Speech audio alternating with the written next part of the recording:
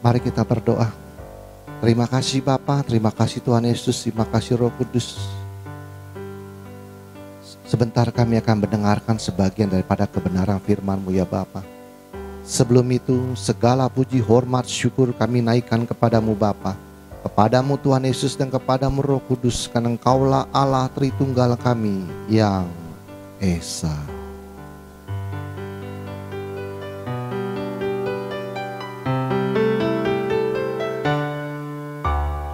Hormat bagi Allah Bapa, hormat bagi anaknya, hormat bagi Roh penghibur ketiganya yang Esa. Haleluya, haleluya, ketiganya yang Esa. Haleluya, haleluya, ketiganya yang Esa. Ketiganya yang Esa. Ketiganya yang Esa.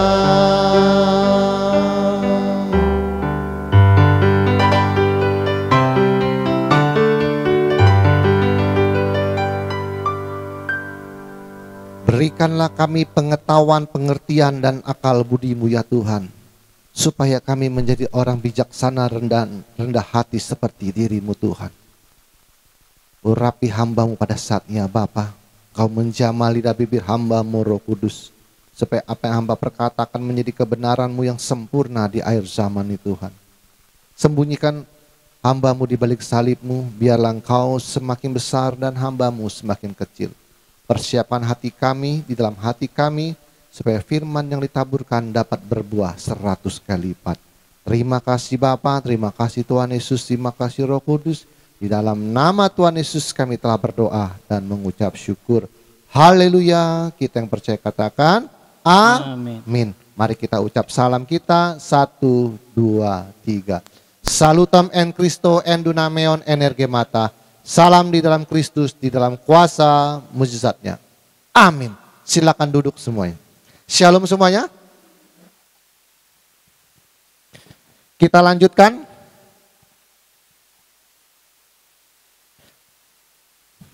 Pembahasan antara doktrin teologi dan kesempurnaan menuju Kristus seperti Yesus. Ya, pertanyaan pertama.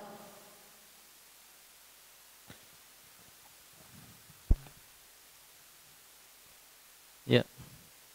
Apakah Yesus harus berjuang mencapai kesempurnaan? Karena ada yang berbunyi dalam Filipi 2 ayat 8, dan dalam keadaannya sebagai manusia ia telah merendahkan dirinya dan taat sampai mati, bahkan sampai mati di kayu salib. Ya. Jawaban saya adalah pertanyaan balik. Apakah kita perlu berjuang untuk menjadi taat dan setia kepada orang tua kita sendiri? Perlu berjuang nggak? Kita untuk taat sama orang tua kita perlu berjuang nggak? Kita taat sama saat sama orang tua itu perlu berjuang? Ya nggak perlu lah. Kan sama orang tua kita. Jangan ngomong sama di surga dulu. Sama orang tua kita sendiri. Perlu perjuangan? Enggak perlu. Ya, apa yang telah diperintahkan dari kecil sampai kita dewasa, kita nggak perlu berjuang, kan sudah dikasih masukan.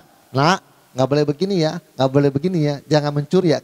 Setelah kita mulai dewasa, apa kita perlu perjuangan? Ya nggak usah. Apa yang sudah diberikan orang tua sejak kecil, kita tidak perlu berjuang. Tinggal hanya mentaatinya saja, mau atau tidak. Itu aja jawabannya ya.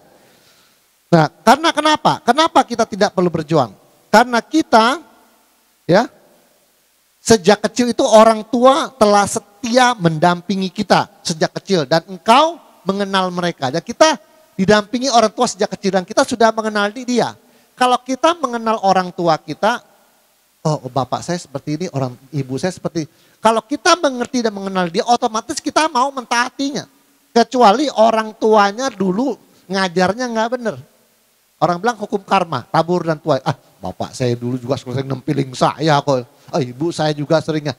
Kecuali begitu. Kan kita itu menjadi setia kepada orang tua kita karena apa yang diajarkan sejak kecil. Oke? Sejak kecil ya. Kita tahu, oh bapak kita saya seperti ini. Ibu saya seperti ini. Maksud saya seperti ini. Demikianlah Yesus. Ia mengenal bapaknya itu setia. Maka ia melakukan ketaatan itu dengan hati legowo nerimo impandum. Jadi Yesus itu sudah kenal bapaknya. Mau nggak ya otomatis dia akan mentaati seluruh perintah bapaknya itu dengan legowo nerimo impandum. Bunyi Yohanes 11:27.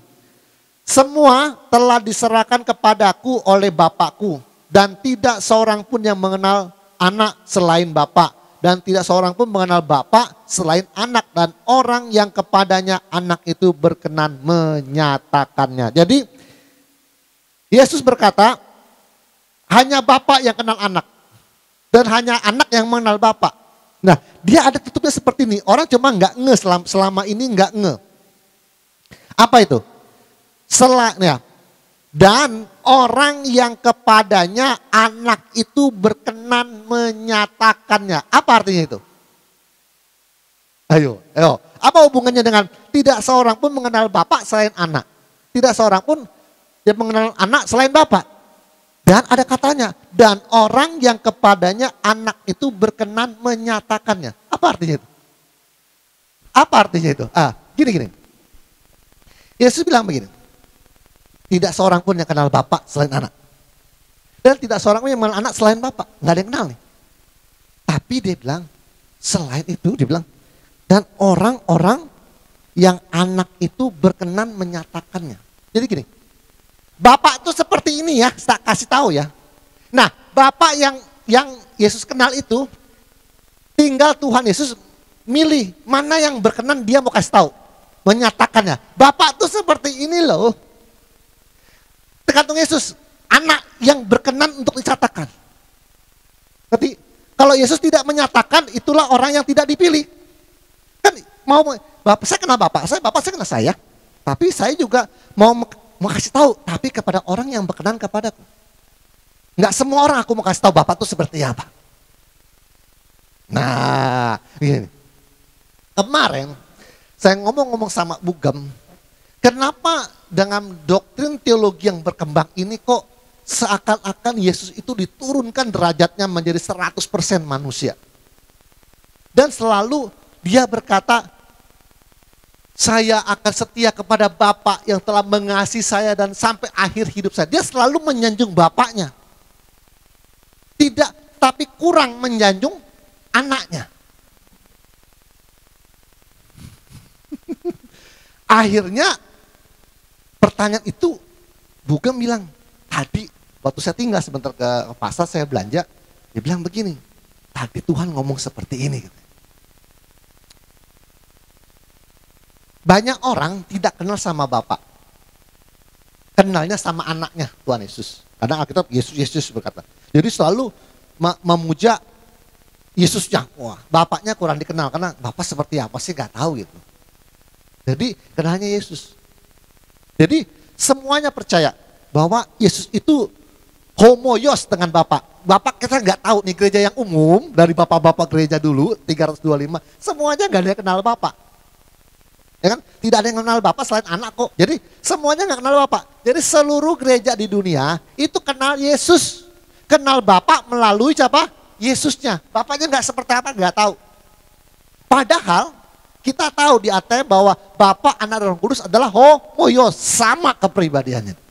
Nah, suatu orang seluruh dunia kenal Bapa itu melalui Yesus. Yesus itu sangat dipuja.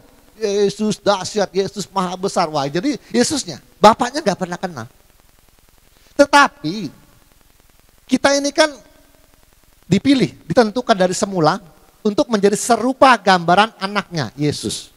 Oke? Dan dia anaknya supaya menjadi yang sulung di antara banyak saudara.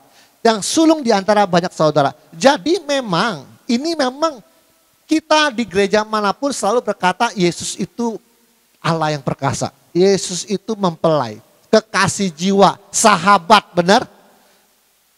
Satu yang tidak pernah diucapkan. Yesus itu kakak saya yang paling sulung. Hanya di antropostos yang selalu teriak, Yesus itu kakak yang paling sulung. Karena memang tidak pernah kembali lagi kayak Yohanes 11:27. Dan orang yang kepadanya anak itu berkenan menyatakan, itu ayat itu kan sedikit kan. Tapi kan gak pernah dikhotbahin bertahun-tahun di gereja manapun. Kita ngehin. Sekarang juga dalam Roma 8:29 ada kata, supaya anaknya menjadi yang sulung di antara banyak saudara. Itu enggak pernah dikobrakan bertahun-tahun, berabad-abad, dan kita selama di Kristen enggak pernah dikobrakan. Itu sedikit cuma ujungnya. Artinya memang yang sulung di antara banyak saudara adalah kakak kita. Memang Bapa berkehendak ingin melahirkan anak-anak, adik-adiknya Tuhan Yesus. Supaya adiknya itu sama dengan kakaknya. Memang kehendaknya seperti itu. Nah, apa urusannya dengan Tritunggal? Begini. Kita adik-adiknya, semua adik nih, termasuk yang bikin doktrin teologi baru, adik-adiknya Tuhan Yesus. Bersaudara kita dalam Yesus. Seluruh adik-adiknya selama ini berabad-abad, selalu bilang, Bapak itu mau kenal Bapak, lihat Yesus. Makanya Yesus itu selalu dipuja, kakak kita selalu dipuja. Yesus dahsyat, Yesus luar biasa, Yesus penyembuh. Dengan bilur-bilurnya kita semua, selalu yang dipuja Yesusnya kakak kita. Saat ini tahun 2003, Yesusnya kurang dipuja. Karena kalau Yesus itu Allah, itu hanya sandiwara. Jadi tidak boleh ada Allahnya. Benar-benar 100% manusia. Saya sudah bilang bahwa Yesus adalah bukan sepercik cahaya yang dilahirkan oleh Allah. Tapi dia cahaya itu sendiri yang menjelma menjadi manusia. Begini. Ada sekarang doktrin teologi, bapaknya dipuja. Bapak yang kekal, aku kamu kembali ke rumah Bapak. Yesusnya kurang dipuja. Otomatis. Jadi seakan-akan begini. Saudara semua. Kita dalam bersaudara itu, ya, secara manusia. Kita selama ini percaya kakak kita yang paling besar itu orangnya baik. Pokoknya apa yang dilakukan Bapak, pokoknya sama dengan kakak kita itulah pokoknya. Tiba-tiba ada adiknya satu. Ah enggak. Bapak yang harus dipuja. Kakak enggak. Bapak yang baik. Saya belum pernah lihat Yesus itu baik, Kak, Bapak. Saudara-saudara yang lain bilang, woi sesat lu. Woi sesat lu. Yesus itu sama sama Bapak. Nah, jadi yang ini ngeyel. Jadi saudaranya ngamuk, sesat lu. Kakak sama Bapak kita udah tahu selama-lama ini. Kalau ngomongin Bapak, lihat aja ya kakak kita sama. Enggak, aku muja Bapak. Jadi Yesus ini seperti seakan-akan diragukan kesempurnaannya. Kita yang lain bilang enggak. Adiknya bilang, yang satu nih, sesat kamu, kakak itu sama sama Bapak, percaya deh. Apa yang dilakukan kakak kita tuh sama dengan Bapak. Enggak sama sama Bapak. Yesus itu kakak kita 100% manusia. Nah, terus bagaimana mempertemukan dua saudara kandung yang berbeda pendapat, bagaimana caranya mengakurkannya? Nah, yang satunya bilang kakak apa yang dilakukan Bapak sama kok. Homoios kok sama Bapak kita. Kamu nih adik paling bungsu sesat bener sih. Kakak sama Bapak kok. Kita percaya, kita udah lihat bahwa kakak sama Bapak. Apa yang dilakukan oleh Bapak dikerjakan oleh kakak juga. Apa yang kakak dikerjakan oleh Bapak. Iya. Kamu tuh mana Bapak berbikin Bapak Yahweh Bapak. Enggak sama. Sesat loh. Jadi ini saudara berantem. Untuk supaya dia mengakurkannya caranya gimana? Hanya ATM. Antropos theos yang bisa mengakurkan saudara-saudaranya sendiri. Hanya ATM termasuk di dalamnya. Ini saudara kita sedang berantem. Kita kan dipilih khusus. Nah, dan kepada orang yang kepadanya anak itu berkenan kepada, sedang dinyatakan Bapak itu seperti apa. Oke. Jadi ini saudara kita sedang berantem nih.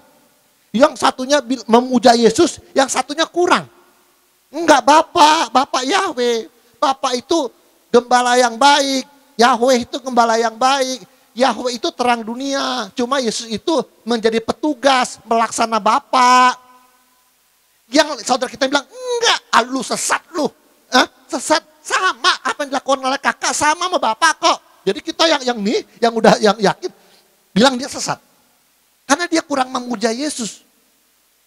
Nah, untuk mengakur-akurkan ini tugasnya siapa? Ibu.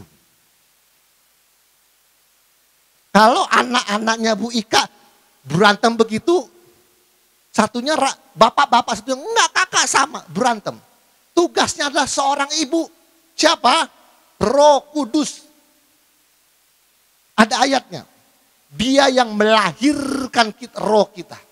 Roh Kudus adalah ibu yang telah melahirkan roh kita. Enggak ada bapak yang melahirkan.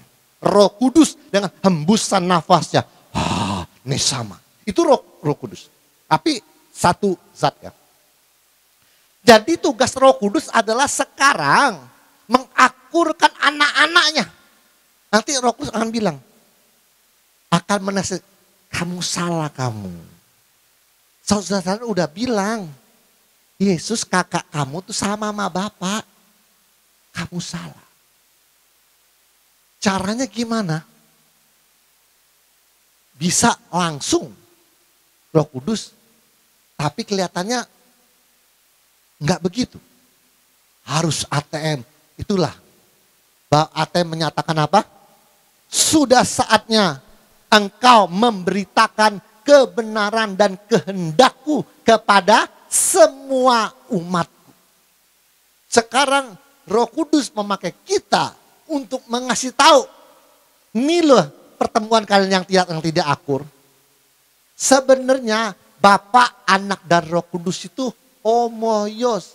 Pribadinya sama. Mulia, agung. Roh Kudus yang akan menasihat.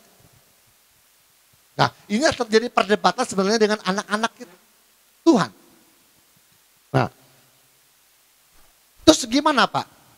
Apakah kalau secara logika kan harusnya orang sesat itu harusnya kalau zaman dulu ya, zaman Katolik dulu, zaman dulu bapak-bapak gereja itu Anda kalau doktrin sesat Anda dibakar hidup-hidup loh.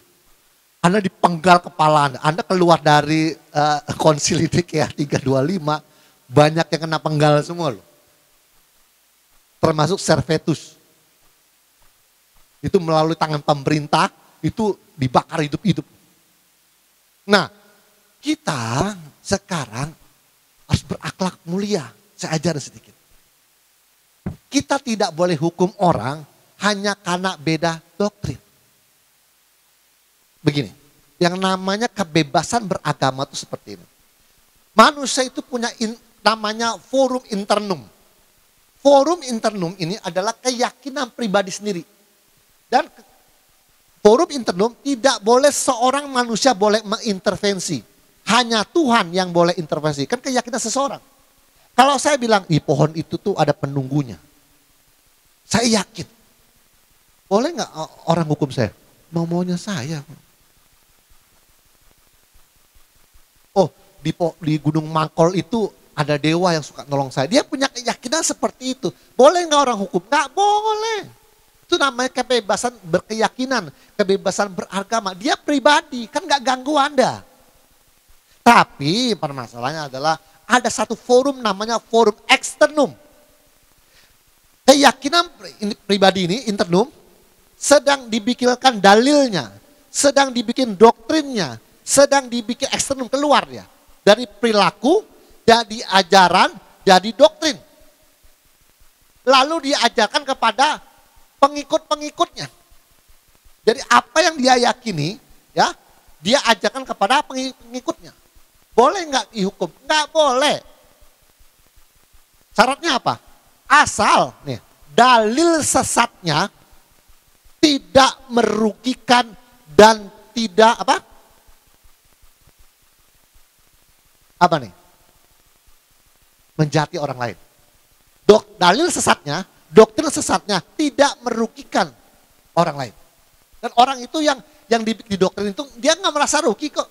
Kecuali doktrin sesat kita telah merugikan dia. Jadi kayak apa? Perbuatan mesum, diperkosa, hamil, bunuh orang, dipukul, ditonjok. Itu dia melanggar apa? KUHP, Kitab Undang-Undang Hukum Pidana. Dalil sesatnya nih, eksternum ini, kalau tidak merugikan dan menjahati orang lain, tidak bisa dihukum. Itulah yang namanya kebebasan beragama. Sebenarnya yang terjadi hal itu juga sebenarnya dengan Al-Zaitun. Orang menganggap dia sesat karena dia berbeda dalilnya. Oke? Tapi sebenarnya kita kalau dalam Kristen tidak boleh hukum orang. Karena itu keyakinan dia. Dan tanya pengikutnya, ada yang dirugikan, ada yang dijahati enggak? Enggak ada. Sama dengan di dalam kekristenan. Doktrinnya tidak merugikan dan tidak menjahati orang lain. Internum yang dia yakini, dia bikin aplikasi dalam doktrinnya, dalam perilakunya. Dan orang yang ngikutin dia, tidak ada satupun yang merasa dirugikan dan dijahati. Kita tidak boleh hukum dia, kecuali ada pemerkosaan di sana. Ada pemukulan di sana. Ngerti ya? Jadi kalau dia tidak melanggar kitab undang-undang pidana, tidak oleh seorang pun hukum. Hanya kadang-kadang doktrin yang berbeda. Nah, ini namanya kita lebih berakhlak. Lebih beradab ketuhanan yang Maha Esa. Kemanusiaan yang adil dan beradab. Kita tidak boleh kembali lagi zaman-zaman bapak-bapak gereja. Beda keyakinan, beda doktrin, bakar orang. Tidak boleh. Itu muasi biadab. Tidak boleh lagi kita Kristen. Kita sudah menuju kepada akhlak yang lebih mulia. Setiap doktrin yang dianggap sesat, kalau dia tidak merugikan dan tidak menjahati orang lain, tidak boleh dihukum. Kecuali dia terjadi pemerkosaan, ada yang muridnya yang hamil, kan gitu, itu boleh dihukum. Karena kalau selama tidak ada yang merasa dirugikan dan dijahati, tidak boleh hukum. Nah, ini harus ngerti nih, permainan internum dan forum eksternum. Oke. Pertanyaan selanjutnya. Saya bicara sudah berapa menit?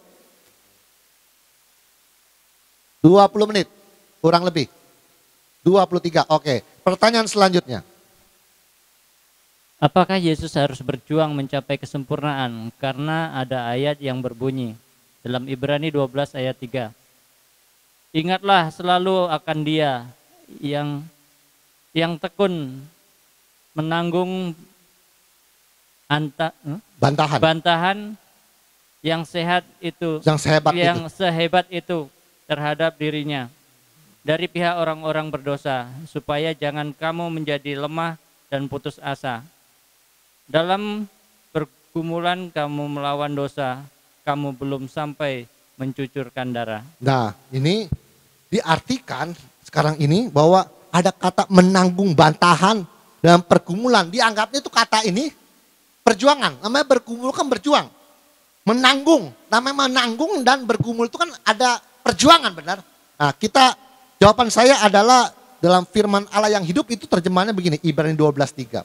Jika saudara tidak ingin menjadi lemah dan putus asa, ingatlah akan kesabaran Yesus pada waktu ia dianiaya oleh orang-orang berdosa. Jadi nggak ada kata menanggungnya.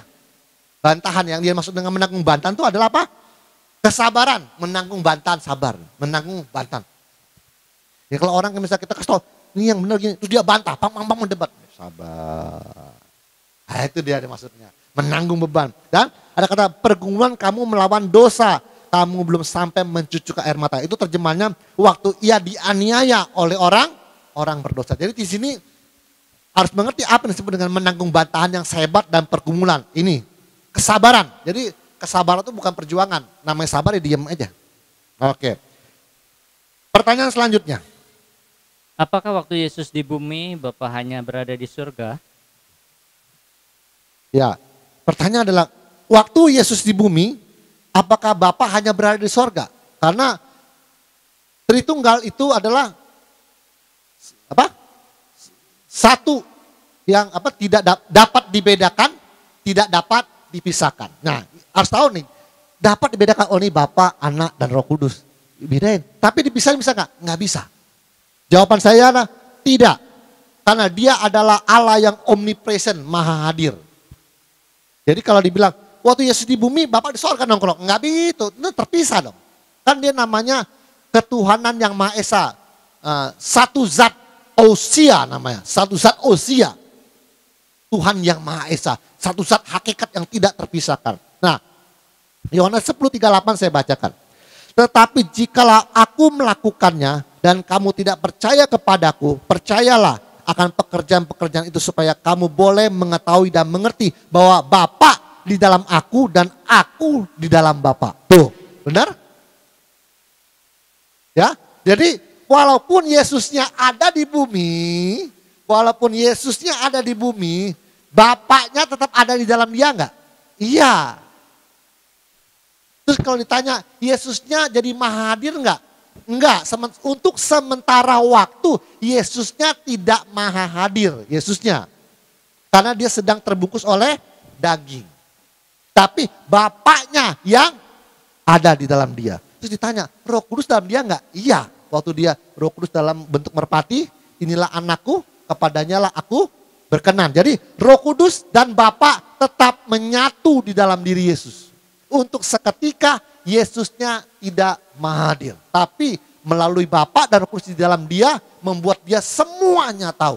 Demikianlah kita seharusnya kalau Bapa di dalam kita umat Kristen dan Roh Kudus dalam kita umat Kristen, harusnya semua pengetahuannya berasal dari siapa? Bapa dan Roh Kudus. Kalau kita mau bikin seperti Yesus, itu namanya apa? Teodidak. Jadi ajaranku bukan dari aku, tapi dia yang mengutus aku. Jadi belajar Alkitab tidak boleh autodidak, Pak. Kalau autodidak itu bongkar mesin motor, itu autodidak. Kalau belajar Alkitab harus teodidak. Jadi Roh Kudus yang di dalam kita, Bapa yang di dalam kita itu yang mengajar kita. Makanya kita selama 9 tahun itu selalu berkata ini remah terbaru. Selama 9 tahun ini kita tidak pernah main sosial media. Karena selalu remah terbaru. Karena saya apa?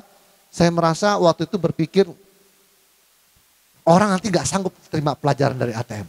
Tapi karena sudah ada pesan dari Tuhan bahwa sudah saatnya untuk memberitakan kebenaran dan kehendaknya kepada seluruh umatnya, maka dalam beberapa 2 bulan ini kita sudah main sosial media untuk memberitakan hal ini. Oke, pertanyaan selanjutnya.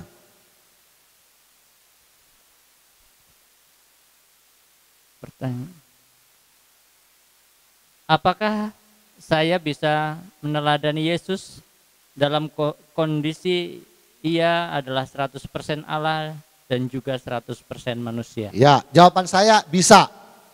Dalam kondisi Yesus adalah Allah 100% dan manusia 100%, apakah kita bisa meneladani dia? Jawaban saya gampang, bisa. Karena kita seluruh umat Kristen sedang proses menuju ke sana seperti Yesus.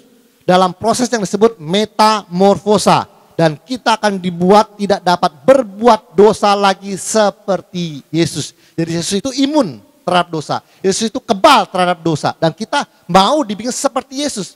Yesus itu Allah, kita percaya. Kalau Allah itu bisa berbuat dosa enggak? Enggak bisa. Karena Yesus itu, makanya kita mau dirubah seperti Yesus yang kebal terhadap dosa itu. Apa itu proses metamorfosa? Kita tahu proses metamorfosa adalah apa? Dari ulat ke pongpong dan menjadi kupu-kupu. Waktu jadi ulat, makan rezeki orang. makan, ya, makan serakah, makan. Saya kemarin ada dapat renungan seperti ini. Orang itu kalau hanya ada bilang kata iri, itu sebenarnya belum negatif loh. Orang bilang iri itu sebenarnya belum negatif. Kan bisa aja iri itu positif.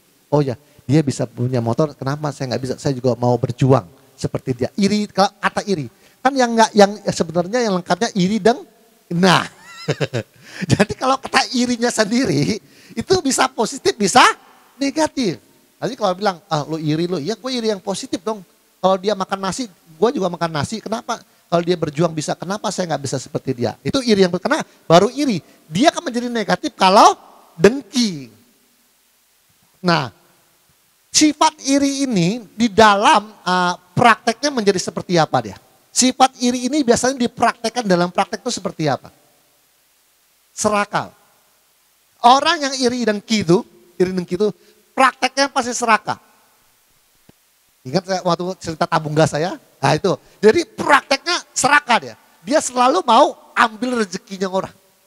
Nah ini sedang di metamorfosa. Metamorfosa adalah dari ulat kepompong dan menjadi kupu-kupu. Ulat itu kalau diperhatikan secara bentuknya ada hubungannya nggak dengan kupu-kupu? Jauh sekali. Ulat tuh nggak ada, cuma makan. Nggak ada sayapnya, nggak ada kakinya juga, cuma pendek. Ya kan jauh sekali lah. Itu disebut dengan barang siapa di dalam Kristus menjadi ciptaan yang baru, itulah dia. Jadi suatu kita masih ulat makhluk, makan, iri, serakah, lalu diam. Dan kita bersyukur, diam kita udah berapa tahun? 9 tahun di Antropos, tidak pernah main sosial. Jadi kepompong kita. Tapi ada perubahan nggak yang di dalam kepompong itu ada perubahan nggak? Iya. Kan kepompongnya diam, tapi sedang berubah di dalamnya. Manusia batiniannya sedang berubah. Nah, kita sekarang saatnya. Nah, kalau yang level satu tingkat di bawah ATM, ya, satu tingkat di level gini. Dari ulat jadi kepompong, lalu kupu-kupunya keluar dari kepompongnya dan kepompongnya ditinggal, jasadnya ditinggal. Oke? Menjadi ciptaan yang indah. Tapi kepompongnya ditinggal. Makanya orang selalu bilang kematian tidak bisa dihindari dan semua manusia mati. Ternyata di dalam Alkitab ada 2 orang yang lolos dari kematian, Elia dan Henok. Kita ATM bukan kemauan saya, bukan kemauan kita, tapi kemauan Tuhan dengan selalu rema terbaru, kita masuk level yang terakhir. Dari ulat makhluk ke pompong menjadi ciptaan yang baru kupu-kupu. Kita sama kepompongnya dirubah, sama jasad-jasadnya mau dibawa. Amin. Kita begitu lebih tinggi. Kalau yang umum jasadnya ditinggal di dalam kuburan, kepompongnya ditinggal. Kita sama jasadnya, sama kepompongnya mau dibawa semua. Itu yang namanya apa? Rapture. Nah, itu yang namanya rapture. Jadi kalau jasadnya dibawa ke alam, dirubah seketika, itu namanya rapture. Nah, kita susah emang yang kita ini memang direkam. Tapi nggak apa-apa, udah kepalang. Kita dari ulat jadi kepompong sedang dirubah di dalamnya manusia batinianya. Nanti jasad kepompongnya dibawa seketika dan dirubah dalam sekejap mata. Yang lain kepompongnya ditinggal di dalam kuburan. Makanya kita selalu percaya, barang siapa menuruti segala perintahku, aku berkata kepadamu sesungguhnya, tidak akan mengalami maut kematian sampai selama-lamanya. Amin. Ini kita. Kita beda sendiri memang. Kita beda sendiri. Namanya kematian kok. Waktu terjadi Lazarus nih. Waktu Lazarus mau dibangkitkan. Tuhan, dia sudah mati Tuhan. Iya, tapi percayalah dia bilang. Aku berkata kepadamu, barang siapa percaya kepadaku, yang hidup tidak akan mati selama-lamanya. Boleh baca. Jadi ada kata, aku berkata kepadamu sesungguhnya, yang hidup yang percaya kepadaku tidak akan mati selama-lamanya. Yang hidup loh. Percaya artinya apa? Ini ngomong tentang iman. Jadi tentang iman ya. Percaya itu iman. Setelah itu masuk yang kedua, nama apa? barang siapa menuruti segala perintahku, dia tidak akan mengalami kematian sampai selama-lamanya. Ya, saya bukan maunya saya, bukan maunya kalian juga. Kemauan Tuhan seperti itu. Karena kita harus diubah seperti kakak kita siapa? Tuhan Yesus Kristus. Kalau kita dirubah seperti dia, artinya kita akan hidup kekal. Oke, sampai sini dulu cukup? Sampai sini dulu ya. Minggu depan kita lanjutkan lagi. Mari kita berdoa dulu. Mari kita berdoa. Terima kasih Bapa, terima kasih Tuhan Yesus, terima kasih Roh Kudus. Engkau telah mengumpulkan kami Tuhan di tempat ini Tuhan, untuk memberitakan kebenaran dan kehendak-Mu yang sempurna kepada seluruh umat-Mu Tuhan. Seluruh manusia dan gereja-Mu Tuhan masih percaya bahwa manusia pasti mati dan tidak bisa menghindari kematian. Tapi Engkau telah membukakan rahasia itu kepada kami gereja Anthropos Theos Ministry. Engkau yang telah menyatakan dan berkenan untuk menyatakan Bapa itu seperti apa. Terima kasih Tuhan Yesus, terima kasih Roh Kudus. Terpujilah Engkau selama-lamanya sampai selama-lamanya. Karena segala sesuatu dari Engkau, kepada Engkau, oleh Engkau dan bagi Engkaulah bagi kemuliaan selama-lamanya. Berikan kami uang, berikan kami rema, berikan kami kesehatan dan berikan pertolongan-pertolongan-Mu Tuhan untuk kami mencapai kesucian-Mu Tuhan. Ajarilah kami seperti diri-Mu Yesus, tanpa perbantahan, tanpa pemberontakan, tanpa pembangkangan, tanpa keluh kesah, dan tanpa bersungut-sungut. Kami ingin menjalani kehidupan ini dengan rasa legowo, nrimo, impandum. Untuk menerima seluruh pemberian-Mu Tuhan. Dan itu adalah yang terbaik bagi kehidupan kami. Terima kasih Bapa, terima kasih Tuhan Yesus, terima kasih Roh Kudus. Setelah 9 tahun kami di dalam kepompong dan Kau telah merubah manusia batinia kami Tuhan. Sekarang kami telah Kau persiapkan untuk keluar. Menunjukkan kepada dunia. Dan memberitakan kebenaran dan kehendak-Mu Tuhan. Terima kasih Bapa, terima kasih Tuhan Yesus, terima kasih Roh Kudus. Di dalam nama Tuhan Yesus kami telah berdoa dan mengucap syukur. Haleluya, kita yang percaya katakan amin. Tuhan Yesus memberkati.